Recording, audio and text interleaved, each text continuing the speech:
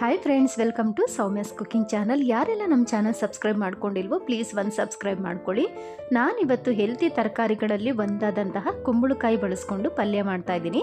ಇದಕ್ಕೆ ಕಾಂಬಿನೇಷನ್ ಆಗಿ ಅಕ್ಕಿ ರೊಟ್ಟಿ ಮಾಡ್ಕೋತಾ ಇದ್ದೀನಿ. ನಾನಿಲ್ಲಿ ಅರ್ಧ ಕೆಜಿಯಷ್ಟು ಕುಂಬಳಕಾಯಿ ತೊಗೊಂಡಿದ್ದೀನಿ. ಅದನ್ನು ಸಿಪ್ಪೆ ಏನು ತೆಗೆದಿಲ್ಲ, ನಾನು ಹಾಗೆ ಕಟ್ ಮಾಡಿ ಇಟ್ಕೊಂಡಿದ್ದೀನಿ. ಚೆನ್ನಾಗಿ ವಾಶ್ ಮಾಡಿ ಇದನ್ನು ಫಸ್ಟು ನಾವು ನೀರಲ್ಲಿ ಬೇಯಿಸ್ಕೋಬೇಕು. ಇಲ್ಲಿ ಒಂದು 2 ಗ್ಲಾಸಷ್ಟು ನೀರು ಇಟ್ಟಿದ್ದೀನಿ. ಅದು ಚೆನ್ನಾಗಿ ಬಾಯ್ಲ್ ಆದ ನಂತರ ನಾನು ಕುಂಬಳಕಾಯಿ ಸೇರಿಸ್ಕೊಂಡು ಬೇಯಿಸ್ಕೋತೀನಿ. ಅದಕ್ಕೂ ಮುಂಚೆ ನಾನಿಲ್ಲಿ ರೊಟ್ಟಿಗೆ ಹಿಟ್ಟನ್ನು ರೆಡಿ ಮಾಡ್ಕೊಂಡ್ಬಿಡ್ತೀನಿ. ನಾನಿವತ್ತು ಅನ್ನದ ರೊಟ್ಟಿ ಮಾಡ್ತಾಯಿದ್ದೀನಿ. ಅನ್ನ ಮಿಕ್ಕಿರುತ್ತಲ್ಲ, ಅದನ್ನು ನಾವು ಸ್ವಲ್ಪ ನೀರು ಸೇರಿಸಿ ಚೆನ್ನಾಗಿ ಬೇಯಿಸ್ಕೋಬೇಕು. ಆ ನಂತರ ನಾವು ರೊಟ್ಟಿಗೆ ಸ್ವಲ್ಪನೇ ಹಾಕ್ಕೊಂಡು ನೀಟಾಗಿ ಮಿಕ್ಸ್ ಮಾಡಿಕೊಂಡು ಚೆನ್ನಾಗಿ ನಾದಿ ಕಲಿಸ್ಕೋಬೇಕು. ನಾನಿಲ್ಲಿ ಫುಲ್ ಅನ್ನನೇ ಹಾಕಿ ಕಲಿಸ್ಕೋತಾ ಇಲ್ಲ, ಸ್ವಲ್ಪ ಒಂದು 2 ಸ್ಪೂನಷ್ಟು ಅನ್ನ ಹಾಕ್ಕೊಂಡಿದ್ದೀನಿ. ಅದಕ್ಕೆ ನಾನು ಬಿಸಿ ನೀರು, ಚೆನ್ನಾಗಿ ಕಾಯಿಸಿರೋ ನೀರನ್ನ ಸ್ವಲ್ಪನೇ ಸೇರಿಸ್ಕೊಂಡು ರುಚಿಗೆ ಎಷ್ಟು ಬೇಕಷ್ಟು ಉಪ್ಪು ಸೇರಿಸ್ಕೊಂಡು ಚೆನ್ನಾಗಿ ಹಿಟ್ಟನ್ನು ನಾದಿ ಕಲಿಸ್ಕೋಬೇಕು. ಆವಾಗ ರೊಟ್ಟಿ ಹಿಟ್ಟು ಕೂಡ ರೆಡಿ ಆಗುತ್ತೆ. ಈ ಥರ ಮಾಡೋದ್ರಿಂದ ತುಂಬಾ ಸ್ಮೂತಾಗಿ ರೊಟ್ಟಿ ಚೆನ್ನಾಗಿ ಬರುತ್ತೆ. ನೀವು ಒಂದು ಸರಿ ಟ್ರೈ ಮಾಡಿ ನೋಡಿ. ಮಿಕ್ಕಿರೋ ಅನ್ನ ಬಿಸಾಕೋದ್ರಿಂದ ಈ ಥರ ಮಾಡಿಕೊಂಡ್ರೆ ತುಂಬಾ ಚೆನ್ನಾಗಿರುತ್ತೆ. ಈಗ ಈ ಕಡೆ ನೀರು ಕೂಡ ಚೆನ್ನಾಗಿ ಬಾಯ್ಲ್ ಆಗ್ತಾಯಿತ್ತು. ನಾನೇನು ಕಟ್ ಮಾಡಿ ಇಟ್ಕೊಂಡಿದ್ದೆ ಕುಂಬಳಕಾಯಿ, ಅದನ್ನು ಈಗ ಅದಕ್ಕೆ ಸೇರಿಸ್ಕೊಂಡು ಬೇಯಿಸ್ಕೋತೀನಿ. ಅಷ್ಟರಲ್ಲಿ ಈ ಕಡೆ ರೊಟ್ಟಿ ಹಿಟ್ಟು ಕೂಡ ಚೆನ್ನಾಗಿ ನಾದು ಇಟ್ಕೊಂಡಿದ್ದೀನಿ. ಈ ಕಡೆ ರೊಟ್ಟಿ ಹಿಟ್ಟು ಕೂಡ ನನಗೆ ರೆಡಿಯಾಗಿದೆ. ಈ ಕುಂಬಳಕಾಯಿ ಇಲ್ಲಿ ಬೇಯ್ತಾ ಇದೆ. ಇದಕ್ಕೆ ನಾನು ರುಚಿಗೆ ಎಷ್ಟು ಬೇಕಷ್ಟು ಉಪ್ಪು ಸೇರಿಸ್ಕೊಂಡು ಬೇಯಿಸ್ಕೋತೀನಿ. ಆವಾಗ ಕುಂಬಳಕಾಯಿ ಚೆನ್ನಾಗಿ ಉಪ್ಪು ಹಿಡಿಯುತ್ತೆ. ನಮ್ಗೆ ಆವಾಗ ಒಗ್ಗರಣೆಗೆ ಹಾಕೋ ಅವಶ್ಯಕತೆ ಇಲ್ಲ. ನೀವು ನೋಡಿ ಅಕಸ್ಮಾತ್ ಏನಾದರೂ ಸೆಪ್ಪೆ ಇದ್ದರೆ ಸೇರಿಸ್ಕೋಬೋದು. ನಾನೀಗ ಒಂದು 5 ನಿಮಿಷ ಚೆನ್ನಾಗಿ ಹೈ ಫ್ಲೇಮಲ್ಲಿ ಬೇಯಿಸ್ಕೋತೀನಿ. ಆ ಥರ ಬೇಯಿಸ್ಕೊಳ್ಳೋದ್ರಿಂದ ಕರೆಕ್ಟಾಗಿ ಪರ್ಫೆಕ್ಟಾಗಿ ಬೇಯುತ್ತೆ. ಅದಕ್ಕೆ ನಾನು ಏನೇನು ತೊಗೊಂಡಿದ್ದೀನಿ ಅಂದರೆ, 1 ಮೀಡಿಯಮ್ ಸೈಜ್ ಈರುಳ್ಳಿ ತೊಗೊಂಡಿದ್ದೀನಿ, ಸಣ್ಣದಾಗಿ ಕಟ್ ಮಾಡಿ ಇಟ್ಕೊಂಡು. 3 ಹಸಿಮೆಣಸಿನ್ಕಾಯಿ, ನೀವು ಖಾರಕ್ಕೆ ಅನುಗುಣವಾಗಿ ತೊಗೋಬೋದು. ಕರಿಬೇವಿನ ಸೊಪ್ಪು, ಸ್ವಲ್ಪ ತೆಂಗಿನಕಾಯಿ ತುರಿ, ಹಾಗೆ ಕೊತ್ತಂಬರಿ ಸೊಪ್ಪು. ಒಗ್ಗರಣೆಗೆ ಬಂದು ನಾನು ಸಾಸಿವೆನ ಯೂಸ್ ಮಾಡ್ಕೋತೀನಿ. ನೀವೇನಾದರೂ ಹುಚ್ಚೆಳ್ಳು ಅಂತ ಗೊತ್ತಿದ್ರೆ, ಹುಚ್ಚೆಳ್ಳಿರುತ್ತೆ, ಸೊ ಅದನ್ನು ನೀವು ಯೂಸ್ ಮಾಡ್ಕೋಬೋದು. ನಾನು ಖಾಲಿ ಆಗಿತ್ತು ಹಾಗಾಗಿ ಹಾಕೋತಾ ಇಲ್ಲ. ಆ ಥರ ಇದ್ದರೆ ನೀವು ಯೂಸ್ ಮಾಡಿಕೊಂಡ್ರೆ ಅದು ಕೂಡ ಚೆನ್ನಾಗಿರುತ್ತೆ. ಇವಾಗ ನೋಡಿ ಕುಂಬಳಕಾಯಿ ಬೆಂದಿದೆ. ನಾನು ಪ್ರೆಸ್ ಮಾಡಿ ನೋಡಿದ್ರೆ ಅದು 2 ಭಾಗ ಆರಾಮಾಗಿ ಆಗಬೇಕು. ಸೊ ಅಷ್ಟು ಬೆಂದರೆ ಸಾಕು. ತುಂಬ ಬೇಯಿಸ್ಕೊಂಬಿಟ್ರೆ ಏನಾಗುತ್ತೆ, ನಾವು ಪಲ್ಯ ಮಾಡೋಷ್ಟೊತ್ತಿಗೆಲ್ಲ ಮುದ್ದೆ ಥರ ಆಗುತ್ತೆ, ಚೆನ್ನಾಗಿರೋದಿಲ್ಲ. ಈಗ ನಾನು ಅದನ್ನು ಬೆಂದಿರೋದನ್ನು ನೀರು ಮತ್ತು ಕುಂಬಳಕಾಯಿನ ಸಪ್ರೇಟ್ ಮಾಡಿ ಸೋಸಿಟ್ಕೋತೀನಿ. ಈ ಕಡೆ ಒಗ್ಗರಣೆಗೆ ಬಂದು ಒಂದು ಪಾತ್ರೆ ಇಟ್ಕೊಂಡಿದ್ದೀನಿ. ಅದಕ್ಕೆ ನಾನು ಕಡಲೆಕಾಯಿ ಎಣ್ಣೆ ಯೂಸ್ ಮಾಡ್ತಾಯಿದ್ದೀನಿ. ನಮ್ಮನೇಲಿ ಕಡಲೆಕಾಯಿ ಎಣ್ಣೆ ಯೂಸ್ ಮಾಡೋದ್ರಿಂದ ನಾನು ಅದನ್ನು ಮಾಡ್ತಾಯಿದ್ದೀನಿ. ಇಲ್ಲ ಅನ್ನೋರು ನೀವು ಆರಾಮ್ಸೆ ನೀವೇನು ಡೈಲಿ ಯೂಸ್ ಮಾಡ್ಕೋತಿರೋ ಆಯಿಲು ಅದನ್ನೇ 1 ಸ್ಪೂನಷ್ಟು ಸೇರಿಸ್ಕೊಳ್ಳಿ. ಇದಕ್ಕೆ ನಾನು ಒಂದು 1/4 ಸ್ಪೂನಷ್ಟು ಸಾಸಿವೆ ಹಾಕೋತಾ ಇದ್ದೀನಿ.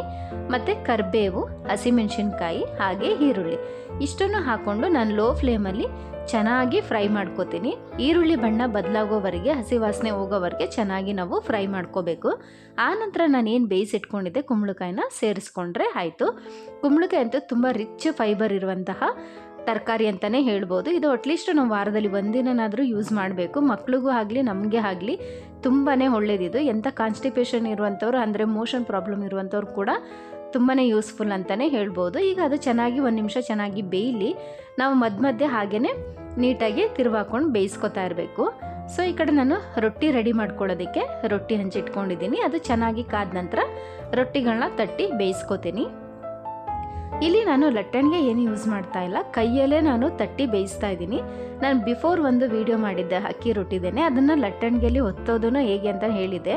ಅದನ್ನು ನಾನು ನೀರಲ್ಲಿ ಚೆನ್ನಾಗಿ ಕುದಿಸಿ ಹಬೆಲಿ ಬೇಯಿಸಿ ಆ ನಂತರ ನಾನು ರೊಟ್ಟಿ ಮಾಡ್ಕೊಂಡಿದ್ದೆ. ಇದು ನಾನು ಅನ್ನ ಬಳಸಿ ಮಾಡ್ತಾ ಇರೋದ್ರಿಂದ ಕೈಯಲ್ಲೇ ನಾನು ತಟ್ಟಿ ರೆಡಿ ಮಾಡ್ಕೋತಾ ಇದ್ದೀನಿ. ಈ ಕಡೆ ಪಲ್ಯ ಕೂಡ ರೆಡಿ ಆಗಿದೆ. ಈಗ ನಾನು ಲಾಸ್ಟಲ್ಲಿ ಏನು ಮಾಡ್ತೀನಿ ಅಂತಂದರೆ, ಕಾಯಿ ಮತ್ತು ಕೊತ್ತಂಬರಿ ಸೊಪ್ಪು ತೊಗೊಂಡಿದ್ನಲ್ಲ ಅದನ್ನು ಇವಾಗ ಇದಕ್ಕೆ ಮಿಕ್ಸ್ ಮಾಡ್ಕೋತೀನಿ. ಇಷ್ಟೇ ಪಲ್ಯಕ್ಕೆ ತುಂಬಾ ರುಚಿಯಾಗಿರುತ್ತೆ. ರೊಟ್ಟಿಗಂತೂ ತುಂಬಾ ಚೆನ್ನಾಗಿರುತ್ತೆ. ರೊಟ್ಟಿ ಅಂತಲ್ಲ, ನೀವು ಚಪಾತಿಗೂ ಕೂಡ ಈ ಥರ ಮಾಡ್ಕೋಬೋದು. ತುಂಬ ಚೆನ್ನಾಗಿರುತ್ತೆ. ಅತಿ ಮಸಾಲೆ ಇರಲ್ಲ, ನಮಗೆ ತಿನ್ನೋಕ್ಕಾಗಲ್ಲ ಅಂತ ಅನಿಸಲ್ಲ. ಸಿಂಪಲಾಗಿರುತ್ತೆ, ಬಟ್ ಟೇಸ್ಟಿಯಾಗೂ ಕೂಡ ಇರುತ್ತೆ. ನೋಡ್ತಾ ಇದ್ದೀರಲ್ಲ, ಈಗ ಕುಂಬಳಕಾಯಿ ಪಲ್ಯ ಕೂಡ ರೆಡಿ ಆಗಿದೆ. ಈಗ ನಾನು ಸ್ಟವ್ ಆಫ್ ಮಾಡಿ ಮುಚ್ಚಿಟ್ಬಿಡ್ತೀನಿ.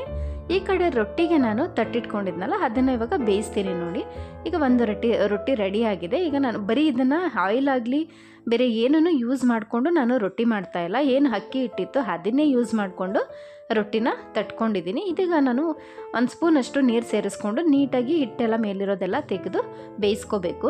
ಇಲ್ಲ ಅಂತಂದರೆ ಅದೇನಾಗುತ್ತೆ, ಸ್ವಲ್ಪ ರಫ್ ಥರ ಆಗಿಬಿಡುತ್ತೆ. ಸೊ ಹಾಗಾಗಿ ನಾನು ನೀರು ಬಳಸ್ತಾ ಇದ್ದೀನಿ. ಸೇಮ್ ನಾವು ಹಳ್ಳಿಗಳಲ್ಲಿ ಅಥವಾ ಊರುಗಳಲ್ಲಿ ಮಾಡ್ತೀವಲ್ಲ ಅದೇ ಥರ ನಾನು ಮಾಡ್ತಾ ಇರೋದು.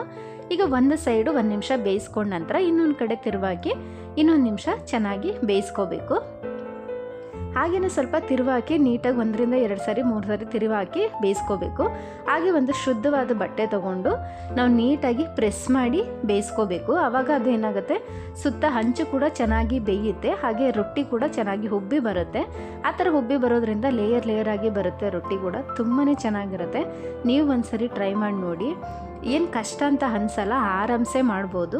ಈಗ ನೋಡಿ ಒಂದು ರೊಟ್ಟಿ ಚೆನ್ನಾಗಿ ಬೆಂದಿದೆ. ಆನಂತರ ಇನ್ನೊಂದು ರೊಟ್ಟಿನೂ ಕೂಡ ಅದೇ ಥರ ತಟ್ಕೊಂಡು ರೆಡಿ ಮಾಡಿ ಬೇಯಿಸ್ಕೊತಾ ಇದ್ದೀನಿ. ಇಷ್ಟೇ, ಇವತ್ತು ತುಂಬಾ ಚೆನ್ನಾಗಿರುತ್ತೆ ರೊಟ್ಟಿ ಅಂತೂ.